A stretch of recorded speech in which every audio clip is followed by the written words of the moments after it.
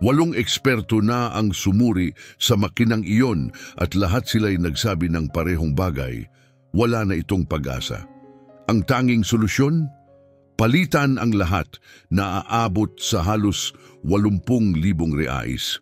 Pero nagbago ang lahat nang pumasok ang isang mayamang babae sa isang simpleng garahe at pinatunayan na ang imposible ay umiiral lamang sa isipan ng mga sumusuko agad.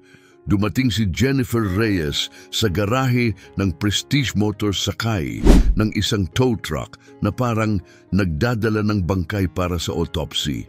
3 linggo nang walang buhay ang kanyang itim na Mercedes-Benz E-300. Hindi na ito tumutugon at nakagastos na siya ng malaking halaga para lang buhayin itong muli. Mas mahal pa ang sasakyang iyon kaysa sa isang bahay. Isa pang eksperto, mahinang bulong niya habang inaayos ang kanyang pulang blazer, ang suot niya tuwing kailangan niyang magpakita ng kontrol. Ito na ang 8 mekanikong kanyang pinuntahan sa loob lamang ng 1 buwan. Mas mahal ang singil ng bawat isa at bawat isa'y nangangakong sila ang makakahanap ng solusyon sa misteryo. Ang Prestige Motors na ang huling pag-asa niya. Meron itong pinakamodernong diagnostic tools, internasyonal na sertipikasyon at reputasyon para sa kahusayan. Pati na rin mga presyo na kayang ikabahala kahit ang isang CEO. Paulit-ulit niyang sinasabi sa sarili, kung hindi ito kayang ayusin ng mga ito, wala nang makakagawa pa. Lumapit ang isang lalaking nakamalinis na puting lab coat, may hawak na tablet at isang bihasang ngiti. Miss Reyes, aniya, ako si Roberto, ang technical supervisor. Nasuri na namin ang mga diagnostic mula sa mga naunang espesyalista. Tumango si Jennifer, pilit nilulunok ang iritasyong nararamdaman niya tuwing naririnig ang mga nabigong pagtatangka. 7 na ang nagsabi ng parehong malungkot na balita. At gumastos siya ng libo-libo para lang marinig iyon. Magsasagawa kami ngayon ng kumpletong pagsusuri gamit ang certified German equipment. Dagdag ni Roberto, kalmado ang tinig. Ito rin ang ginagamit sa mga opisyal na dealership sa Germany. Kung may paraan pa, matutuklasan namin. Makalipas ang 3 oras, bumalik si Roberto at agad napansin ni Jennifer ang ekspresyon sa kanyang mukha. Pamilyar na pamilyar, ang itsurang ibig sabihin ay mas masahol pa sa inaasahan ng problema. Mas maraming oras, mas maraming pera, mas maraming pagkabigo. Miss Reyes, kailangan nating mag-usap. Nanlumo si Jennifer. Kilala niya ang tono na yon. Lahat ng mekaniko ginagamit ang parehong paraan bago ibigay ang masamang balita. Hindi lang basta sira ang makina, tuluyan na itong tumigil, paliwanag ni Roberto.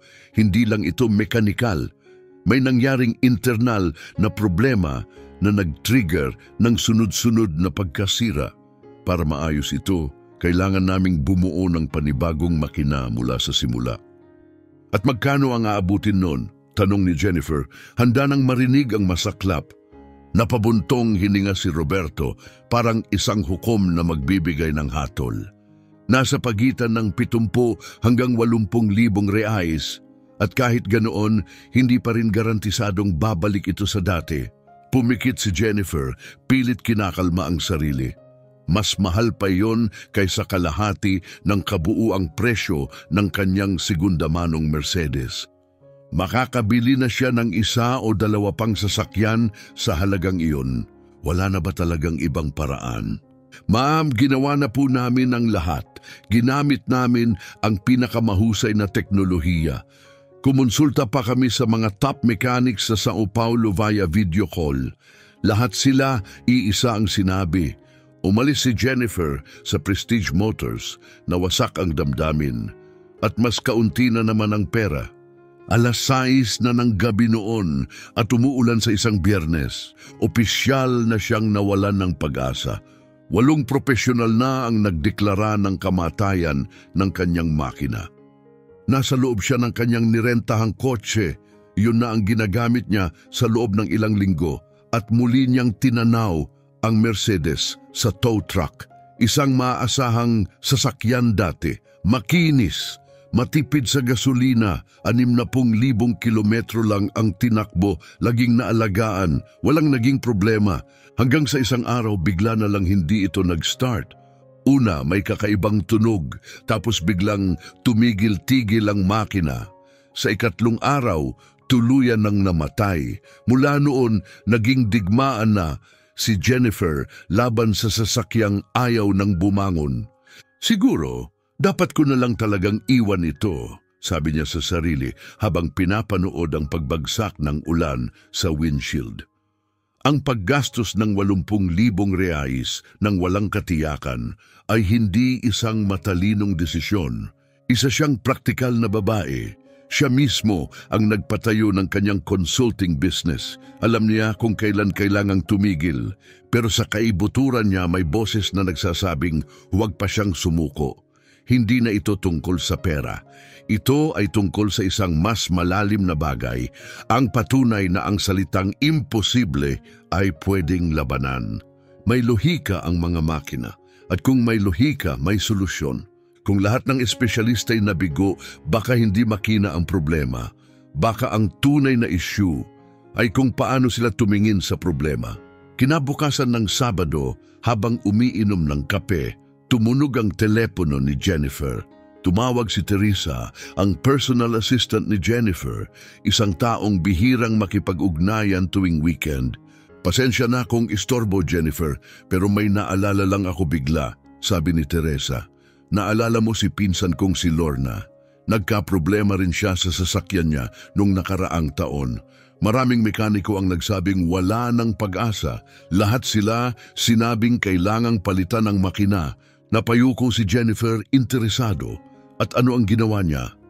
Dinala niya sa isang lokal na mekaniko sa barangay namin. Si Alberto ang pangalan. Sabi ng mga tao, para daw siyang salamangkero pagdating sa makina. Nakakagawa siya ng mga bagay na hindi kaya ng iba. At talagang naayos niya? Tanong ni Jennifer, halatang hindi kumbinsido. Oo, asin ayos na ayos. Hanggang ngayon tumatakbo pa rin ang sasakyan niya na parang bago. Tumaas ang kilay ni Jennifer, may halong pagdududa. Teresa, dinala ko na ang sasakyan na ito sa mga pinakamagagaling na profesional.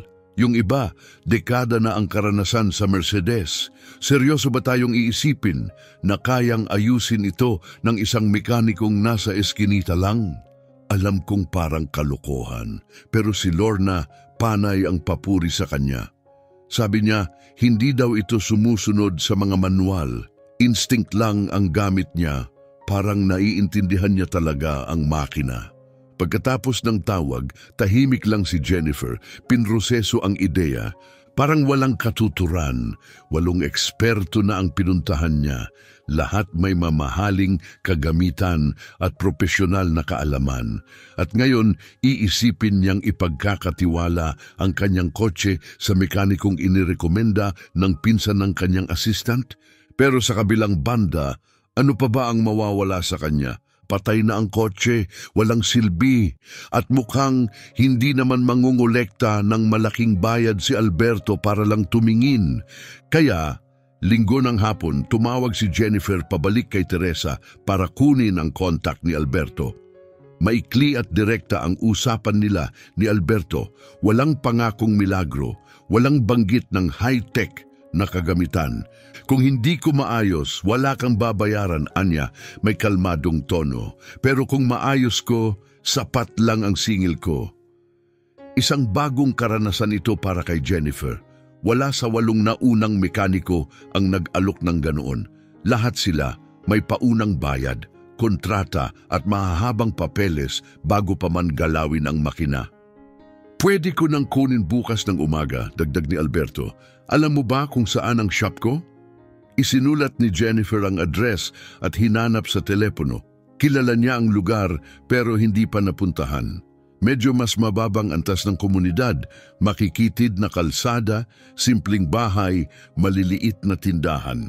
Malayo sa mga modernong service center na nakasanayan niya. Nang dumating si Alberto noong Lunes at kinuha ang Mercedes, doon siya unang nabigla.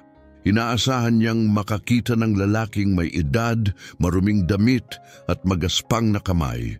Pero ang dumating, bata pa, nasa early 30, malinis ang gupit, maayos ang pananamit at malinaw magsalita. Seize talaga ang makina, walang duda, sabi niya matapos ang mabilisang pagsusuri. Pero hindi ibig sabihin niyan tapos na ang laban. Minsan, nasa maling direksyon lang ang tingin ng lahat.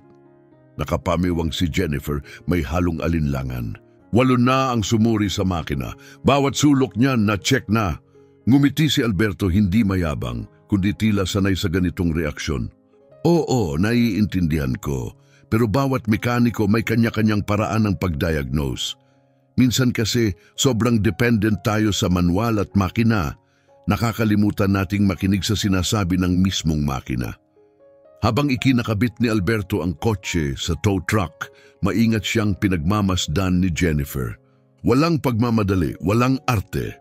Sinigurado niyang maayos ang lahat, ang mga kadena, ang pagkakaangat, ang kaligtasan. Welcome kang bumisita sa shop at panoorin kung paano kami magtrabaho. Alok ni Alberto habang pinupunasan ng kamay gamit ang malinis na pamunas mula sa bulsa.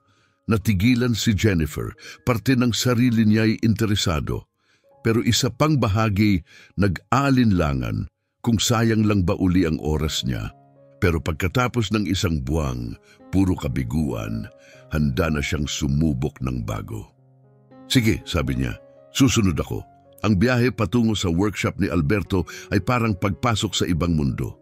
Iniwan nila ang magagarang kalsada ng lungsod, nadaanan ang mga abalang lugar na puno ng negosyo, at pumasok sa isang tahimik na barangay kung saan nagkukwentuhan ang mga tao sa bangketa at naglalaro ang mga bata sa labas.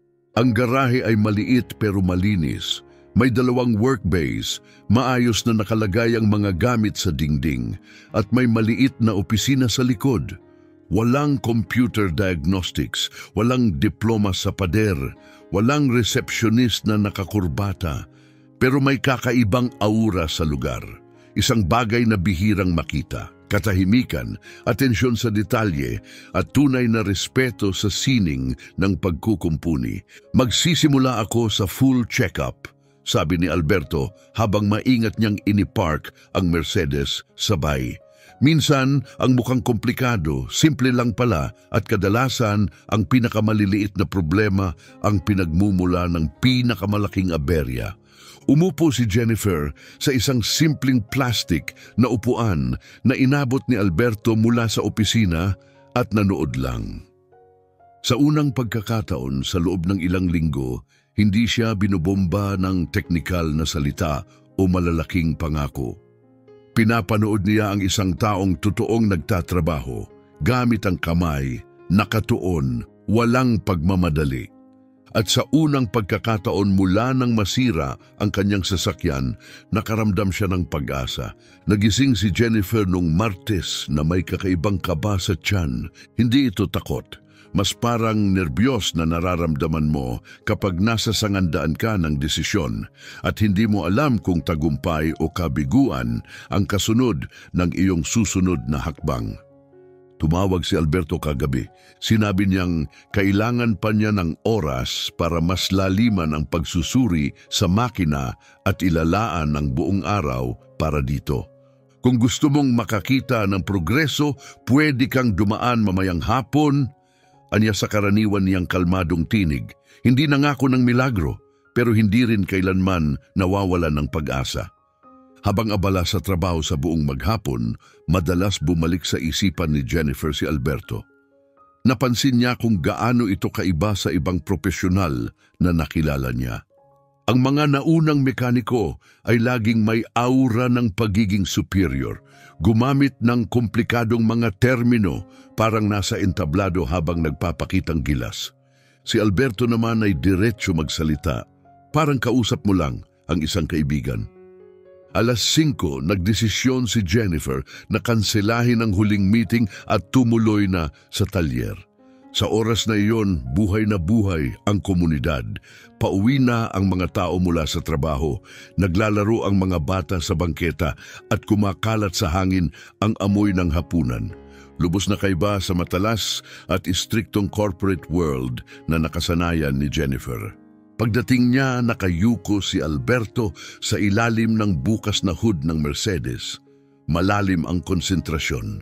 Hindi siya agad napansin, kaya't napatigil muna si Jennifer at pinanood ito. Maingat ang bawat kilos ng kanyang mga kamay, parang musikero na marahang hinahaplos ang instrumento, chine-check ang mga bahagi, maingat na inaayos. Magandang hapon, tawag ni Jennifer sa wakas. Tumayo si Alberto at ngumiti, pinupunasan ng kamay gamit ang panyo na tila palagi niyang dala. Hapon po, Miss Jennifer, sakto ang dating niyo. Nagsisimula pa lang akong buuin ang kabuuang larawan. Anong nakita mo? Tanong niya habang papalapit. Tingnan mo ito, sabi ni Alberto, sabay yaya sa kanya palapit. Lahat ng mga naunang mekaniko, mali ang pinagtutuunan ng pansin. Lumapit si Jennifer, maingat para hindi matamaan ang gilid ng makina at masira ang kanyang pulang blazer. Itinuro ni Alberto ang isang maliit at tiyak na bahagi sa loob ng makina at nagsimulang magpaliwanag, gamit ang mga salitang madaling maintindihan. Hindi dahil sa major mechanical failure kaya tumigil ang makina, paliwanag niya. Nabarahan ito dahil sa maliit na component na ito. Bahagya lang itong gumalaw, pero sapat para harangin ang galaw ng buong sistema. Para itong orasan kapag may isang gear na lumihis kahit kaunti, titigil ang takbo. At walang nakapansin dito? Tanong ni Jennifer gulat. Nakita nila, sagot ni Alberto, pero inakala nilang nasa tamang pwesto ito.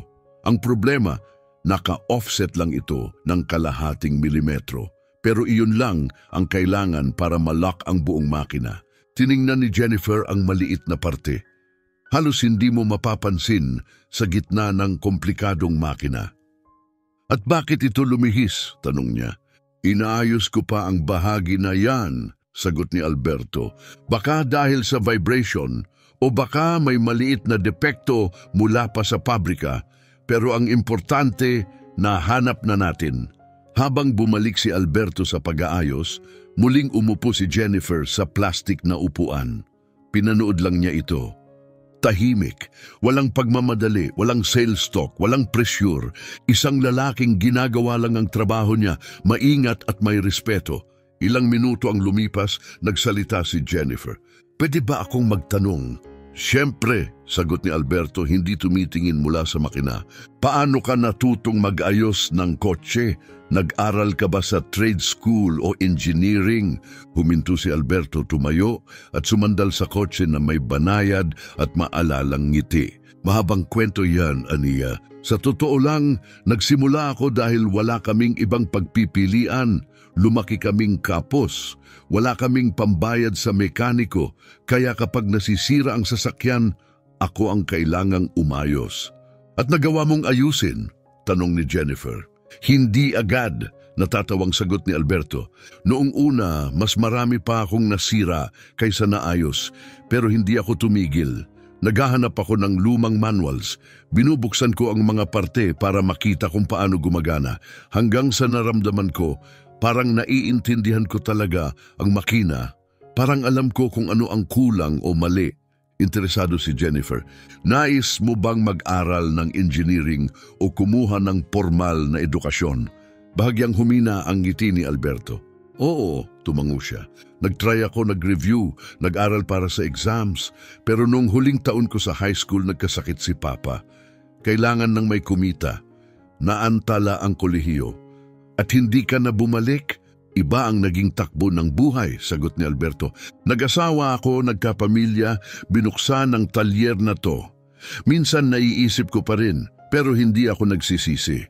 Nakahanap ako ng ibang landas. May sinseridad sa kanyang boses na tumagos kay Jennifer. Walang pait, walang reklamo, tanging kalmadong pagtanggap ng isang taong ginawa ang dapat at natagpuan ang kapayapaan sa kanyang piniling daan.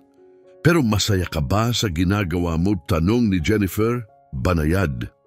Oo naman, sagot ni Alberto, muling ngumiti. Bawat sasakyan parang bagong palaisipan at mahilig talaga akong lumutas ng problema.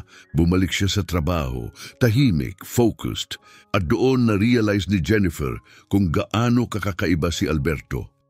Isang taong mahal ang ginagawa, totoo magsalita at hinahayaan ang gawa ang magsalita para sa kanya.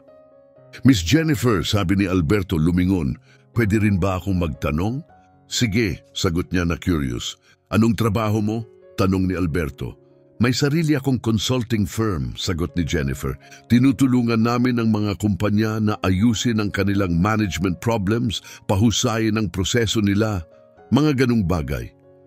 Tumango si Alberto, nag-iisip. Interesante. So ikaw din pala ay taga-solve ng problema, hindi lang sa makina. Sa isang banda, medyo magkatulad nga, sabi ni Jennifer. Kapag may negosyo na hindi maayos ang takbo, parang makinaring hindi umaandar, kailangan mong hanapin ang ugat ng problema at ayusin ito. May punto ka, sagot ni Alberto. Pagkatapos ay lumingon siya at nagtanong, masaya ka ba sa ginagawa mo? Nabigla si Jennifer, simple lang ang tanong pero hindi niya ito madalas itanong sa sarili. Oo, masaya naman ako, sagot niya matapos ang saglit na pag-iisip. Ako mismo ang nagtayo ng kumpanya mula sa wala. Mahirap pero nakagawa ako ng isang bagay na matatag. Ikinararangal dapat yan, sagot ni Alberto habang bumalik sa pagtutok sa isang bahagi ng makina. Ang bumuo ng isang bagay mula sa simula, hindi madali. Ilang sandali silang parehong tahimik. Si Alberto ay patuloy sa trabaho. Si Jennifer naman ay tahimik lang na pinapanood siya.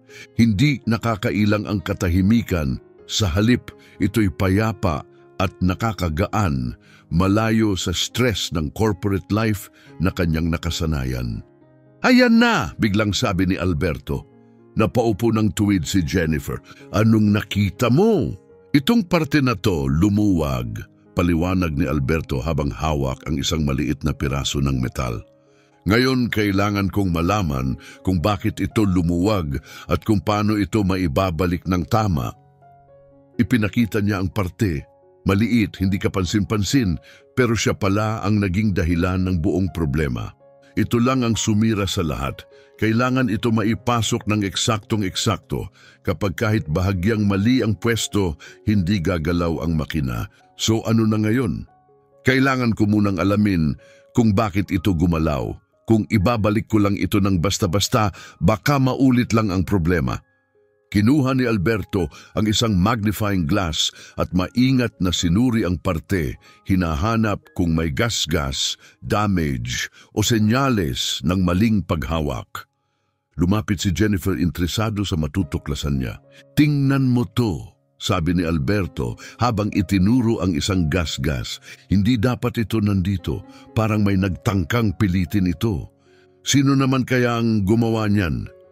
Mahirap sabihin, sagot ni Alberto habang umiiling. Baka nangyari noong isa sa mga naunang repairs. Minsan, kapag hindi alam ng tao ang gagawin, instinct nilang pilitin na lang. Patuloy siyang nag-inspeksyon, parehong ang maliit na parte at ang mga kasamang bahagi nito. Napansin ni Jennifer kung gaano siya kamaingat, parang detektibeng may investigasyon. Malayo sa agresibong estilo ng iba niyang napuntahang mekaniko. Miss Jennifer, sabi ni Alberto, kailangan ko ng isang araw pa para siguraduhin na tama ang lahat. Pwede ko namang isalpak agad ngayon para lang makita kung aandar. Pero mas gusto kong maintindihan muna ang buong kwento. Walang problema, sagot ni Jennifer. Maglaan ka ng oras. Alam kong alam mo ang ginagawa mo. Gusto mo ba ng update sa tawag bukas? Pwede, sagot niya. O baka bumalik na lang ako rito kung okay lang. Siyempre, ngiti ni Alberto, masaya rin na may kausap habang nagtatrabaho. Pagkaalis ni Jennifer sa talyer, may kakaibang pakiramdam sa kanya. Mahigit isang oras lang siyang nakaupo sa isang plastic chair sa isang simpleng garahe, nakikipagkwentuhan sa isang mekaniko tungkol sa makina at buhay. Pero iyon na siguro ang isa sa pinakakahulugang usapan na naranasan niya sa matagal na panahon. Sa biyahe pa uwi, muling bumalik sa isip niya si Alberto at ang kaibahan nito sa 8 eksperto na nauna. May mga diploma ang mga iyon, mamahaling kagamitan at malalaking pangalan. Pero si Alberto, mayroon siyang wala sa kanila, ang pasensyang unawain talaga ang problema, hindi lang agad-agad magbigay ng generic na solusyon. At sa unang pagkakataon, mula nang masira ang sasakyan niya, nakaramdam si Jennifer ng totoong pag-asa. Hindi dahil nangako si Alberto ng milagro, kundi dahil ipinakita niya ang mas mahalagang bagay, tahimik na kumpiyansa at ganap na katapatan. Kinabukasan ng Miyerkules, nang bumalik si Jennifer sa garahe, sinalubong siya ni Alberto na may kakaibang ngiti sa mukha.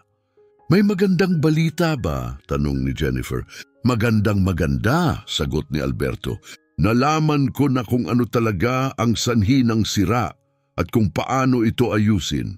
At may maliit akong panalo ngayong araw." "Anong klaseng panalo?" Lumapit si Alberto sa Mercedes at pinihit ang susi sa ignition. Umubo ang makina, sandaling tumigil, pero pagkatapos nabuhay ito sa mahina pero malinaw na tunog. Hindi pa ito perpekto.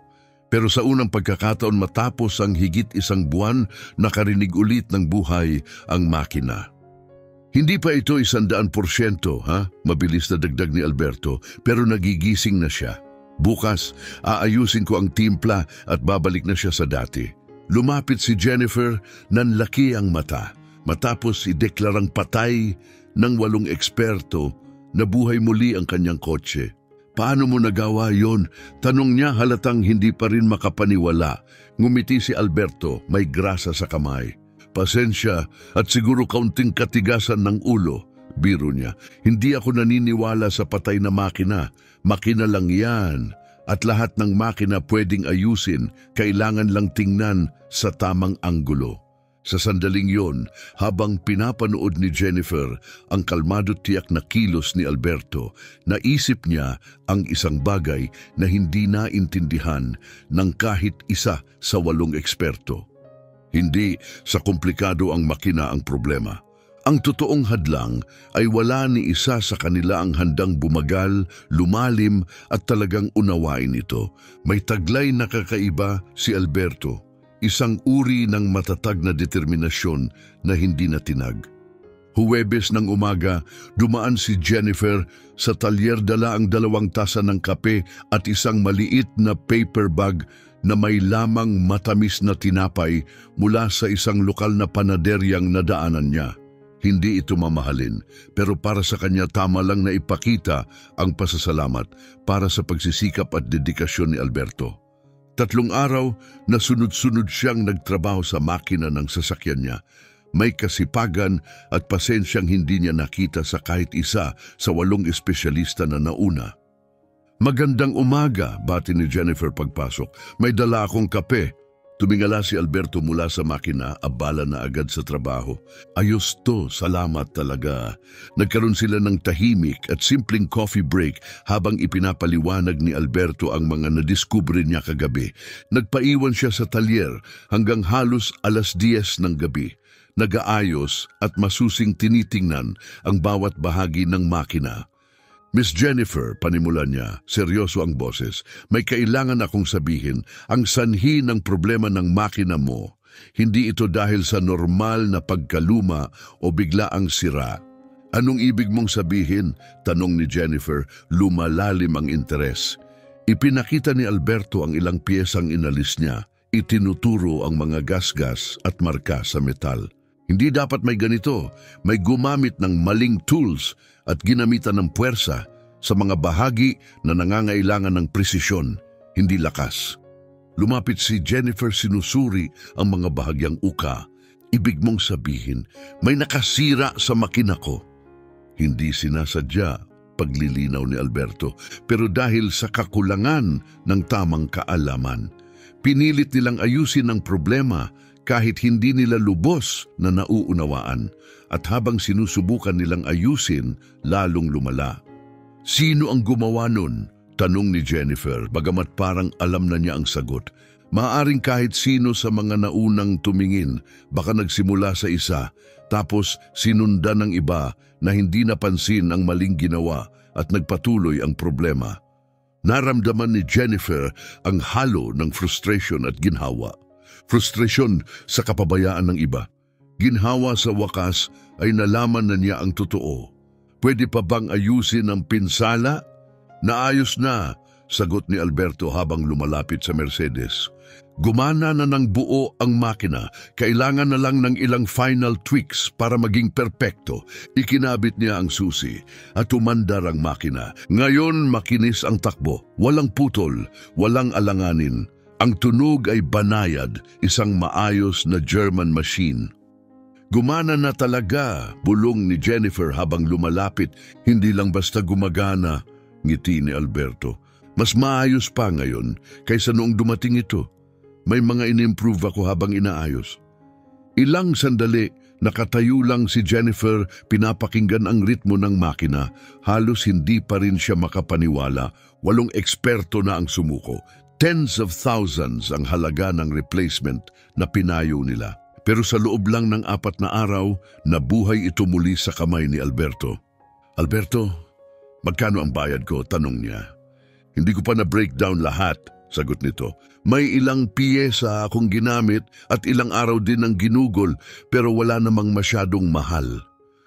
Hindi dahil sa presyo kaya ako nagtatanong, sabi ni Jennifer. Hindi ko lang maintindihan kung paanong naayos mo ito sa 4 na araw, samantalang di mahanapan ng sagot ng iba sa 1 buwan.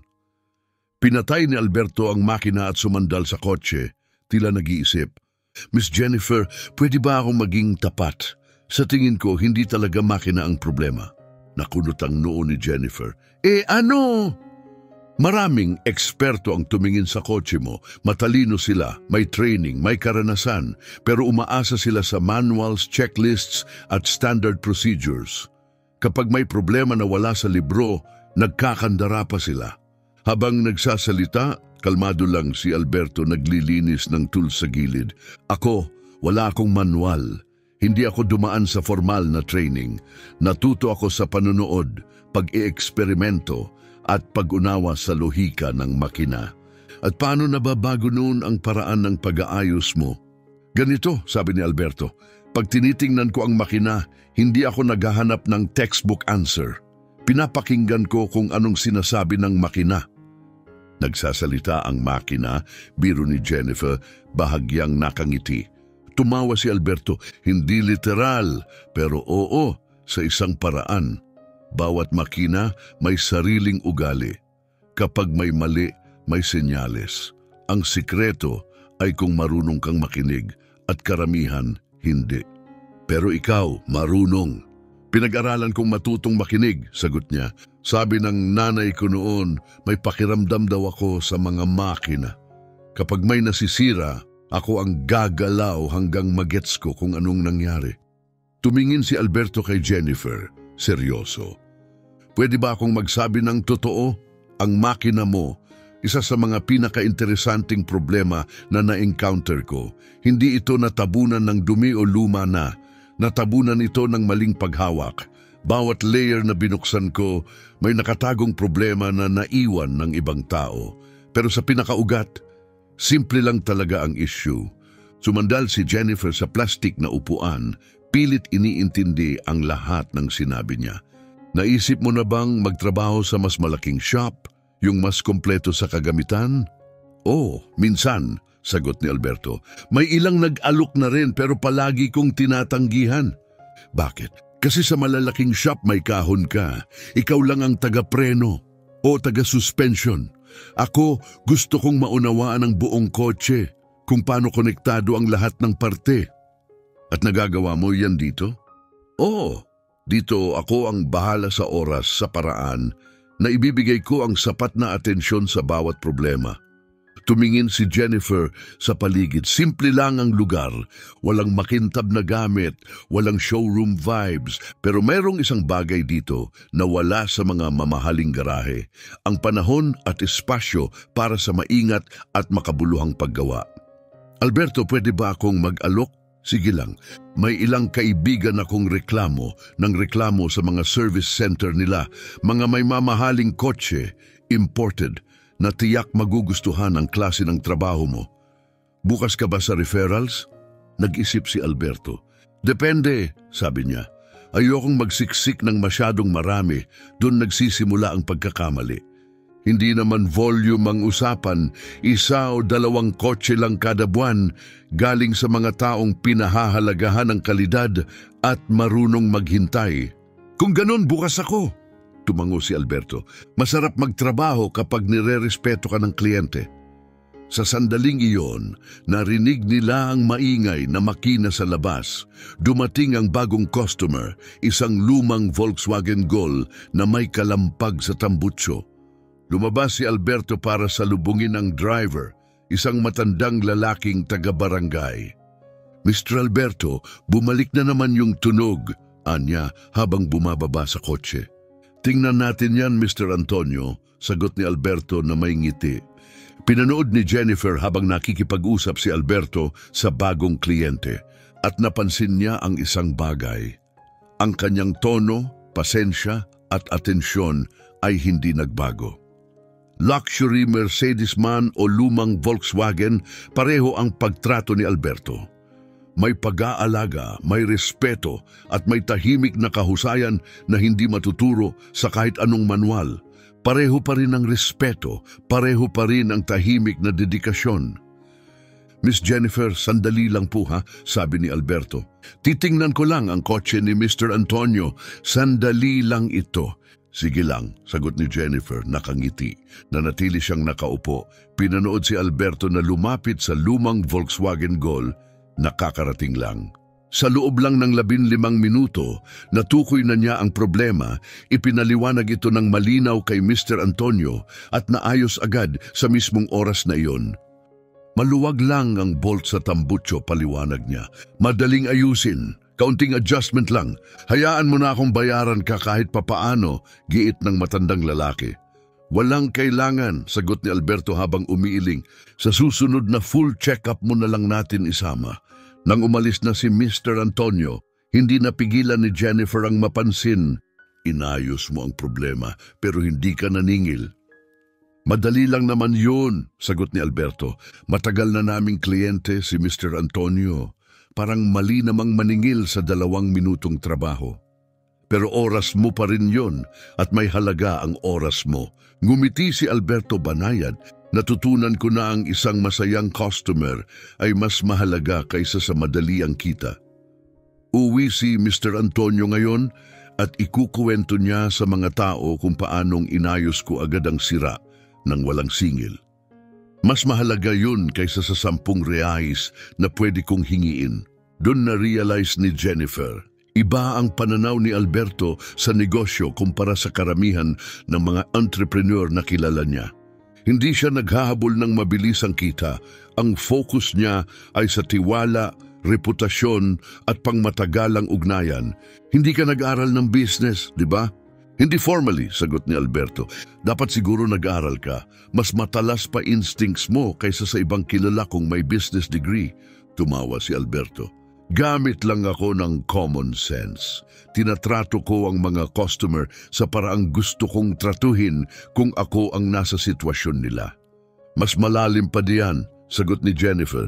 Yan ang pundasyon ng isang matalino at sustainable na negosyo. Bumalik ang atensyon nila sa Mercedes, ipinaliwanag ni Alberto na bago tuluyang i-wrap up ang repair. Gusto pa niyang magsagawa ng ilang huling tests para masigurong talagang maayos ang lahat. Pwede ko bang i-test drive? Sige, gusto mo ba akong isama? Kung okay lang sa'yo, sagot ni Alberto. Mas maganda kung may makakapansin, kung may kakaiba habang umaandar. Kaya't magkasama silang lumabas. Si Alberto ang nagmamaneho, si Jennifer sa passenger seat. Medyo kakaibang pakiramdam na may ibang nagmamaneho ng sarili niyang kotse. Pero hindi siya nainis. Gusto rin niyang makita kung paano makisalamuha si Alberto sa sasakyan habang ito'y umaandar. Sa buong biyahe, nagmamasid si Alberto, sinusubukang iba't ibang bilis at pinakikinggan ang makina. Parang may usap silang dalawa, siya at ang kotse. Maganda ang response ng makina, sabi niya pagkatapos ng 20 minuto. Mas maganda pa nga kaysa sa inaasahan ko para sa ganitong kilometrahe. Mas maganda kaysa sa inaasahan. May ilang tweaks akong ginawa habang inaayos, amin ni Alberto. Wala namang malaki, maliit na adjustments lang para sa fuel efficiency at performance, still within manufacturer specs, pero optimized na. Ramdam ni Jennifer ang pagkakaiba, mas makinis, mas mabilis sumunod, mas tahimik. Alberto, sabi niya, masyado kang magaling para dito lang sa maliit na talyer. Napatingin si Alberto, bahagyang gulat. Bakit mo nasabi? Dahil hindi lang basta pag-aayos ang ginawa mo, pinahusay mo pa ang sasakyan. Hindi lang ito kasanayan sa talentong buo. Tumahimik si Alberto nakatingin sa daan nang muling magsalita mas seryoso ang tono. Miss Jennifer, kung tutuusin, minsan iniisip ko rin paano kaya kung nakapag-aral ako ng engineering, kung nagtrabaho ako sa high-tech lab gamit ang pinakamahusay na kagamitan. At anong naiisip mong mangyayari? Hindi ko sigurado, sagot niya. Baka mas marami akong natulungan, baka mas komplikadong problema ang nasolusyonan ko, pero baka rin hindi ako naging masaya sa isang kumpanyang sobrang istrikto. Gusto kong ayusin ang problema sa sarili kong paraan. At naintindihan ni Jennifer, may utak si Alberto, may puso, at may kalayaang hindi mo basta makikita sa corporate world. Paano kung, tanong niya ng maingat, may paraan para maabot mo ang mas maraming tao, makatulong pa sa iba, pero manatili ka pa ring malaya? Anong ibig mong sabihin? Hindi ko pa alam ng buo, sagot ni Jennifer, nag-iisip ng malakas. Pero may ilang ideya na akong naiisip. Pagbalik nila sa garahe, tinapos ni Alberto ang huling touches sa makina. Pagkatapos, umatras siya at tumango. Ayos na, ready na siya.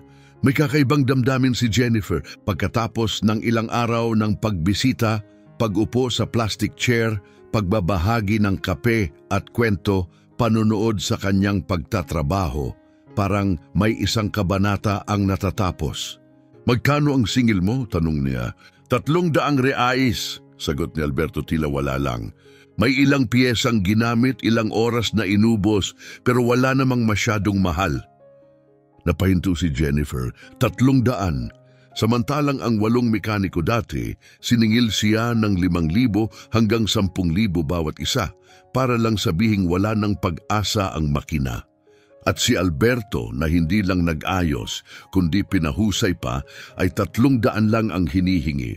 Alberto, sabi niya ng dahan-dahan, masyado kang mababa maningil. Narito ang pagsasalin sa Filipino, Tagalog, ng huling bahagi ng iyong kwento.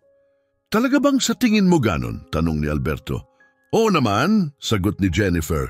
8 profesional ang nagsabing kailangan kong gumastos ng 80,000 reais para palitan ng makina. Pero hindi mo lang ito inayos, pinahusay mo pa. Ang pagsingil ng 300 lang, sa totoo lang, hindi makatarungan sa halaga ng trabaho mo. Napatawa ng mahina si Alberto. Miss Jennifer, sinisingil ko lang kung ano ang tingin kong makatarungan, hindi ko layuning samantalahin ng sinuman. At ako naman, gustong magbayad ng tama para sa kalidad ng trabaho mo. Walang ibang sinabi si Jennifer, inabot niya ang kanyang handbag, kinuha ang 1,000 reais na cash at iniabot ito. Ito ang sa tingin ko ay nararapat para sa ginawa mong trabaho. Nag-atubili si Alberto, halatang hindi komportable. Sobra naman yan, seryoso. Hindi sobra, sagot ni Jennifer, banayad ang tinig. Tamang-tama lang yan para sa halaga ng serbisyo mo. Tanggapin mo ito, hindi bilang tip, hindi dahil sa awa. Tanggapin mo dahil karapat-dapat kang kilalanin. Maingat na tinanggap ni Alberto ang pera. At alam ni Jennifer na ang mas mahalaga kaysa sa halagang iyon ay ang mismong pagkilala. Sa wakas, may nakapansin sa tunay na halaga ng kanyang ginagawa. Salamat, mahinang sabi ni Alberto. Matagal na rin mula nang may tumingin sa trabaho ko ng ganyan. Deserve mo yan, sagot ni Jennifer. At sisiguraduhin kong mas maraming makakita pa nun. Habang pauwi si Jennifer noong hapon na iyon, maayos ang andar ng makina, parang bagong labas sa pabrika. Hindi lang ang pagkakaayos ng sasakyan ang nasa isip niya. May isang bagong ideya na unti-unting nabubuo. Isang ideyang nagsimula sa mga usapan nila ni Alberto. Isang ideyang matapang at maaring magbago ng buhay. Para sa kanilang dalawa, matagal na siyang may kinakaharap na business challenge at si Alberto, kahit hindi niya alam, ang nagsilbing sagot. Ipinakita niya na ang tunay na talento ay hindi nasusukat sa diploma o mamahaling tools, kundi sa puso, kasanayan at sa determinasyong ituloy ang laban kahit sumuko na ang iba. Kinabukasan, Biyernes, nagising si Jennifer na may kakaibang pakiramdam ng kawalan. Sa nakaraang linggo, ang pagbisita sa garahe ni Alberto ay naging bahagi na ng kanyang araw-araw. At ngayong maayos na ang kotse, may kulang. Pero higit pa ron, ang ideya mula kahapon ay mas malakas pa. Habang nasa desk siya, sinubukan niyang magtrabaho. Pero paulit-ulit bumabalik ang isip niya kay Alberto sa kanilang mga usapan sa kanyang potensyal at sa limitasyon ng kanyang munting shop. Sayang naman, naisip niya. Sayang kung mananatiling lihim ang ganitong galing. Pagsapit ng late morning, nagdesisyon siya. Kinansela ang lahat ng kanyang hapon na meeting, kinuha ang susi ng kotse at tumuloy diretso sa talyer.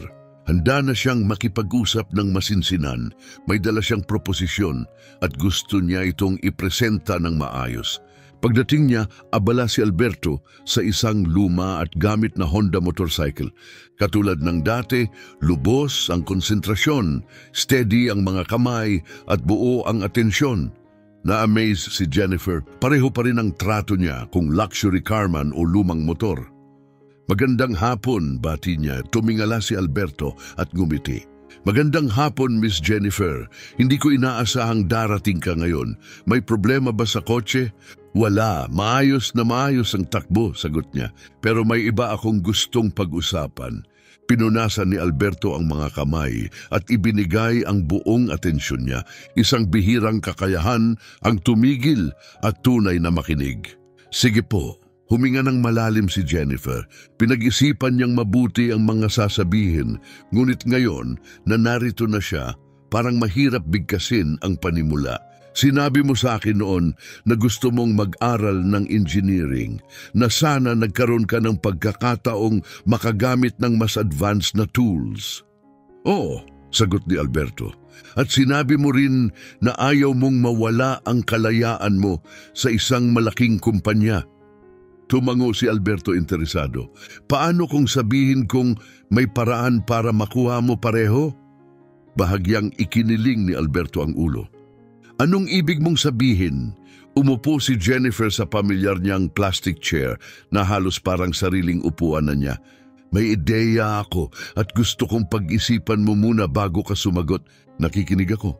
Gusto kong tulungan kang bumuo ng mas malaki, isang bagong workshop. Mas kumpleto ang kagamitan at nakatuon para sa high-end na sasakyan at mga kliyenteng naghahanap ng kalidad. Ikaw pa rin ang may-ari, ikaw ang magpapatakbo. Pero this time, may resources ka na tumutugma sa galing mo. Tahimik si Alberto, kita ni Jennifer ang gulat at marahil ang pag-aalinlangan. At anong magiging papel mo rito? Tanong ni Alberto. Magiging partner mo ako. Ako ang magbibigay ng initial investment, tutulong sa pag-set up at gagamitin ko ang network ko para magdala ng kliyente. Ikaw naman ang magpapatuloy sa ginagawa mong mahusay, ayusin ang mga bagay na hindi kayang ayusin ng iba. Maghahati tayo sa kita ayon sa ambag. Lumayo si Alberto, naglalakad-lakad sa loob ng shop, malalim ang iniisip. Napakagandang alok, niya. Hindi ito kagandahang loob, sagot ni Jennifer. Negosyo ito. May talento ka, Alberto, at ang ganitong talento bihira. May paraan akong ibigay sa iyo ang entablado na karapat-dapat sa galing mo. Gaano kalaki ang iniisip mo? Ikaw ang magdedesisyon. Pwede tayong magsimula ng maliit tapos palakihin habang dumarami ang demand. Ang mahalaga, magkaroon ka ng tamang espasyo, kagamitan at suporta. At ang mga kliyente, may mga tao na akong naiisip, sagot ni Jennifer. Mga pagod na sa mahal na garahe na kulang sa kalidad, mga handang magbayad para sa tunay na serbisyo, pareho pa rin ang maingat na paggalaw. Pareho pa rin ang dedikasyon. Pwede ko bang ilabas ulit ang kotse para sa huling test drive? Tanong ni Alberto. Gusto ko lang siguraduhing perpekto talaga ang lahat. Siyempre, sagot ni Jennifer. Muli silang lumabas pero kakaiba ang biyahe ngayon. Mas kampante si Alberto. Iba't ibang kondisyon ng pagmamaneho ang sinubukan niya. Pinakikinggan ng makina, tinutukan ang bawat detalye. Pagkalipas ng humigit kumulang 30 minuto, ngumiti siya. Perpekto ang makina, sabi ni Alberto. Mas makinis pa kaysa sa karamihan ng mga bagong sasakyang nahawakan ko. Alberto, kung anong ginawa mo sa kotse ko, iyon mismo ang klase ng serbisyo na hinahanap ng network ko. Mga taong pinahahalagahan ng presisyon, malasakit at pangmatagalang resulta. Mukhang mataas ang standards ninyo. Oo, amin ni Jennifer. Pero handa rin kaming magbayad para sa kalidad. Hindi ito market na nakabase lang sa presyo. Ito'y tungkol sa tiwala at resulta. Pagbalik nila sa talyer, pinatay ni Alberto ang makina at humarap kay Jennifer, may kalmadong kumpiyansa. Miss Jennifer, sabi niyan, handa na ako, kasali na ako. Nakaramdam si Jennifer ng kakaibang saya. Hindi lang ito isang business deal, isa itong hakbang tungo sa isang bagay na tunay na makabuluhan. Sigurado ka?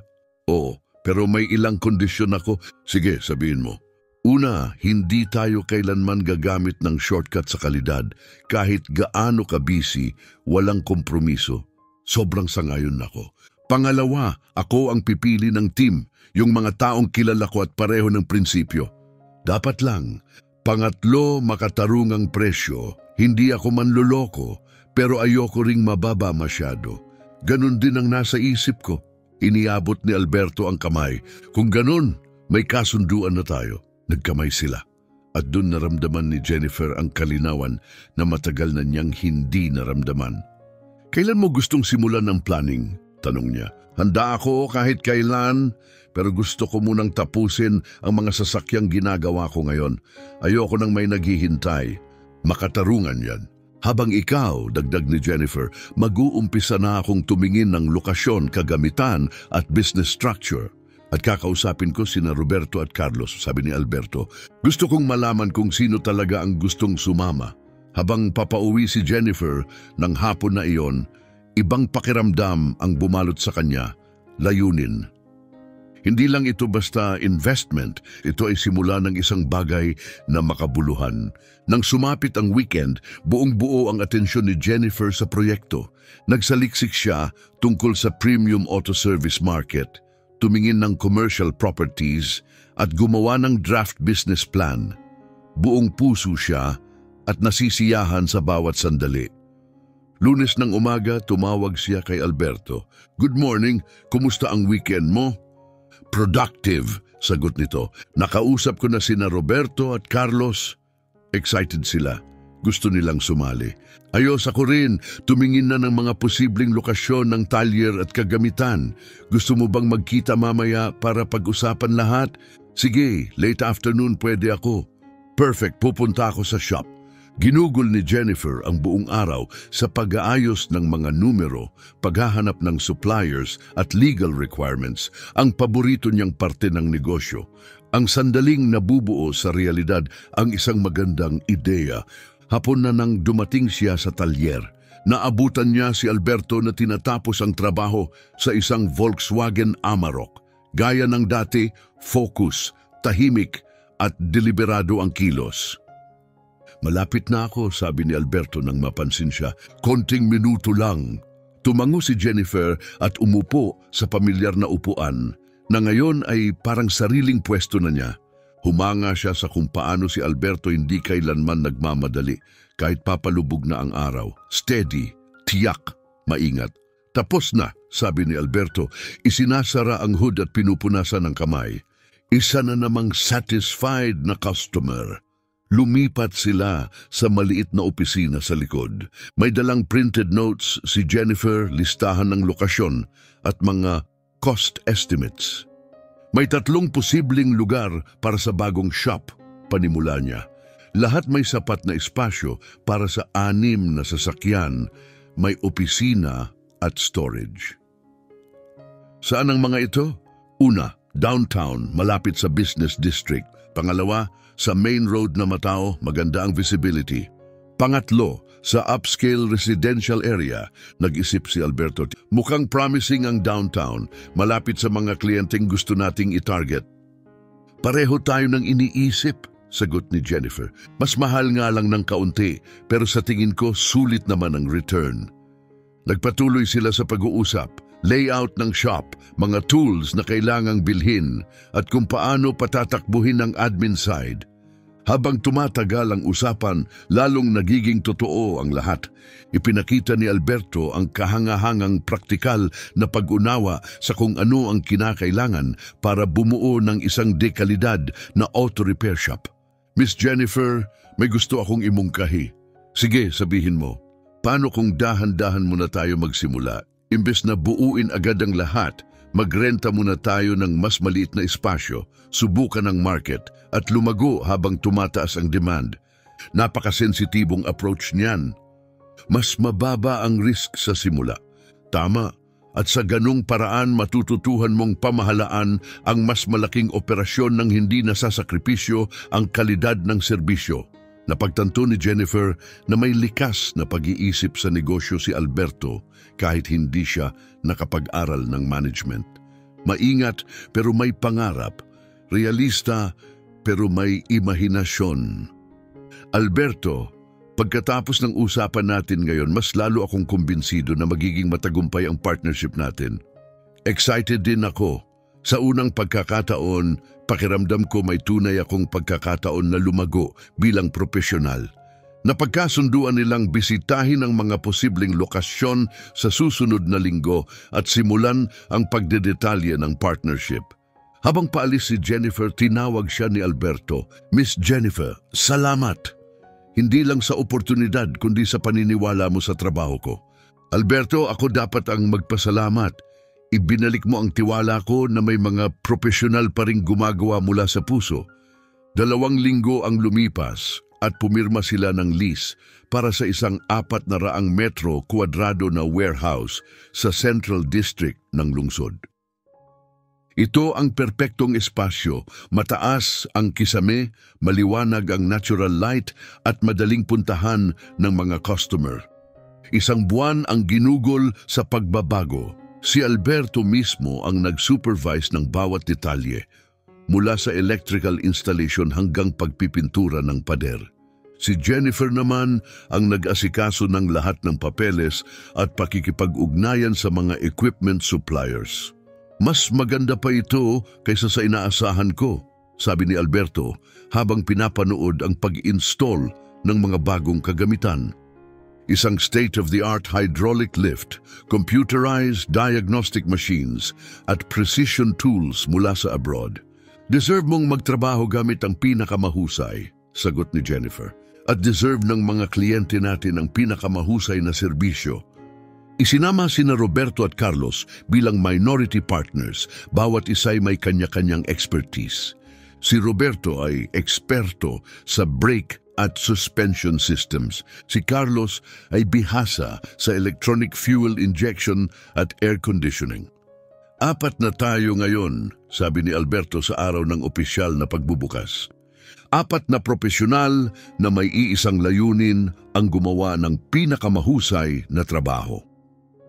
Pinangalanan nilang Precision Motors ang shop, mungkahi ni Jennifer na agad namang inaprubahan ng lahat. Isang pangalan na tumutugma sa kanilang misyon, precision, kalidad at atensyon sa detalye. Ang unang mga kliyente ay galing sa network ni Jennifer, mga may-ari ng BMW, Mercedes, Audi at iba pang luxury cars na nangangailangan ng espesyal na pag-aalaga.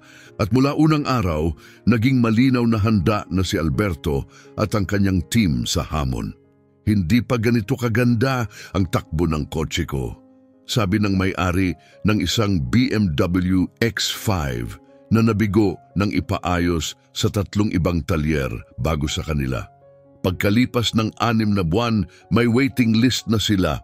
Lumaganap ang reputasyon ng Precision Motors sa target market nila, mga executive na handang magbayad para sa kalidad. Alberto, mukhang panahon na para pag-isipan natin ang expansion, sabi ni Jennifer sa isa sa kanilang buwanang business review. Iniisip ko na rin, sagot ni Alberto. May 2 mekanikong kilala ko na bagay sa team. May espasyo pa ba sa warehouse? Meron. Pwede nating i-double ang capacity nang hindi nasasakripisyo ang kalidad. Sa 10 buwan, sinimulan nila ang expansion, 6 na service base, 8 empleyado. Fully booked na schedule hanggang 15 araw advance. Ang Precision Motors ay naging isa sa mga kilalang pangalan sa high-end auto repair industry. Hindi ko inakala na lalaki tayo ng ganito kabilis, amin ni Alberto sa isang meeting. Ang tagumpay ay direktang resulta ng kalidad ng trabaho mo. Ng trabaho natin, pagwawasto ni Alberto, umarangkada lang tong partnership dahil pareho tayong may ginampanan. Ngumiti si Jennifer, totoo yun. Ang pinagsamang teknikal na galing ni Alberto at business acumen ni Jennifer ay lumikha ng isang bagay na mas malaki kaysa sa kabuuan ng mga bahagi nito. Alberto, pwede ba akong mag-confess? Siyempre, nang masira ang makina ko at 8 espesyalista ang nagsabing imposible na, handa na akong sumuko. Kung hindi mo yun inayos, baka hindi lang kotse ang nawala sa akin, kundi pati ang isa sa pinakamagandang business opportunity ng buhay ko. Tumawa si Alberto. Miss Jennifer, sa tingin ko nagkakilala tayo sa tamang panahon.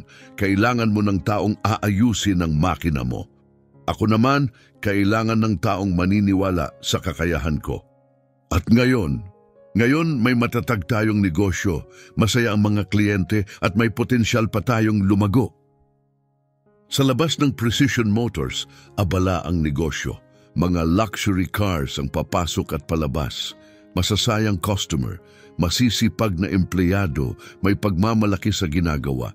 Ito ang resulta ng isang pustahan na nagtagumpay. Isang pustahan na kapag tunay na talento ay binigyan ng tamang oportunidad at suporta, kayang lumikha ng ekstraordinaryo. At na minsan, ang imposible sa iba ay simpleng hamon lang na naghihintay ng tamang taong susolusyon dito. Ang mga numero na mismo ang nagsalita. Ang Precision Motors ay naging isa sa mga pinakahinahanap na auto repair shops sa buong lungsod. Ang kanilang mga kliyente ngayon ay mula sa matagumpay na negosyanteng lokal hanggang sa mga kilalang personalidad na bumibiyahe mula sa malalayong lugar para lang ipaayos ang kanilang sasakyan kay Alberto at sa kanyang team. Miss Jennifer, dumating na po ang ministro, sabi ng receptionist sa intercom. Ngumiti si Jennifer. Hindi pa rin siya makapaniwalang 2 taon lang ang nakalipas. Lahat ng ito ay isang ideya lang, isang pustahan ng tiwala sa pagitan ng isang business consultant at isang mekanikong mula sa isang payak na garahe. Ngayon ang Minister of Communications ay isa ng loyal na kliyente. Bumaba siya sa service area kung saan abala si Alberto sa pagpapaliwanag ng problema sa Mercedes S500 ng ministro. Hindi maitatanggi ang paglago niya. Nasa kanya pa rin ang parehong kababaang loob, pero ngayon ay may bitbit ng tahimik na autoridad. Klaro at kumpiyansa ang komunikasyon niya at kahit ang pinakametikuloso na kliyente ay agad siyang nirerespeto. Ministro, ang problema ay nasa pneumatic suspension, paliwanag ni Alberto habang ipinapakita ang mga gastado ng bahagi. Karaniwang issue ito sa modelong ito, pero huwag po kayong mag-alala, may original parts kami, pati ang tamang kagamitan para ayusin ito ng maayos. Alberto, simula nang dito ko na dinadala ang mga kotse ko, wala na akong naging problema. Kakaiba ang galing ninyo, sabi ng ministro bago umalis. Pagkaalis ng ministro, lumapit si Jennifer kay Alberto ng may ngiti. Isa na namang masayang kliyente. Ang sarap ng pakiramdam, hindi ba? Magkasabay silang naglakad sa shop floor. 12 empleyado ang nagtatrabaho, sabay-sabay sa 8 sasakyan. Lahat sumusunod sa standards na itinakda ni Alberto mula pa noong unang araw. Si Roberto ay ngayon ang technical supervisor. Si Carlos naman ang namumuno sa electronics division. Lahat ay alam ang kanilang papel. Lahat ay may pagmamalaki sa trabaho. Alberto, may gusto akong iparating, sabi ni Jennifer habang papasok sila sa opisina. Ano yun? May natanggap akong proposal kahapon. Isang dealership network ang gustong i-refer sa atin ang lahat ng complex repair cases nila. Napataas ang kilay ni Alberto.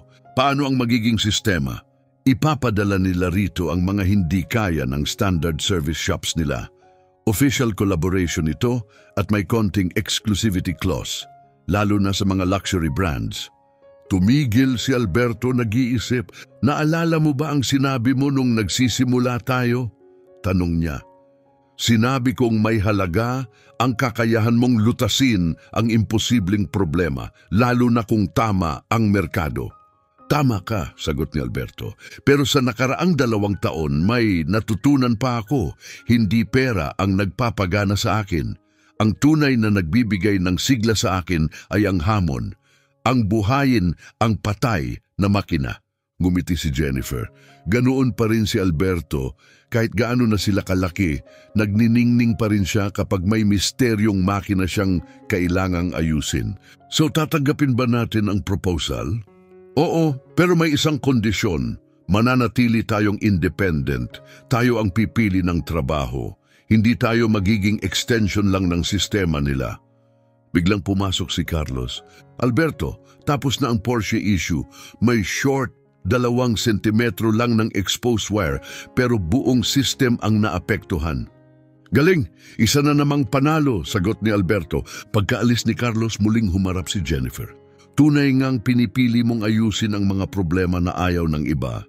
Naalala mo nung dinala mo rito ang Mercedes mo? Tanong ni Alberto. 8 ang nagsabing hindi na ito maayos. Paano ko makakalimutan? Ngayon may 2 kotse kada linggo na dumadating dito na tinanggihan na ng ibang shops. At success rate natin? Ngumiti si Alberto. Mga 75% ang hindi lang namin kayang ayusin. Yung talagang wala ng solusyon. Tumingin si Jennifer sa paligid ng modernong shop. Napakalayo na nang narating nito mula sa munting garahe kung saan sila unang nagkakilala. Pero sa kaibuturan nito, pareho pa rin ang mga halaga, respeto sa kliyente, atensyon sa detalye, at malalim na pagmamahal sa gawain. Naalala mo noong tinanong ko kung ang paglago ba ay makakaapekto sa kalidad?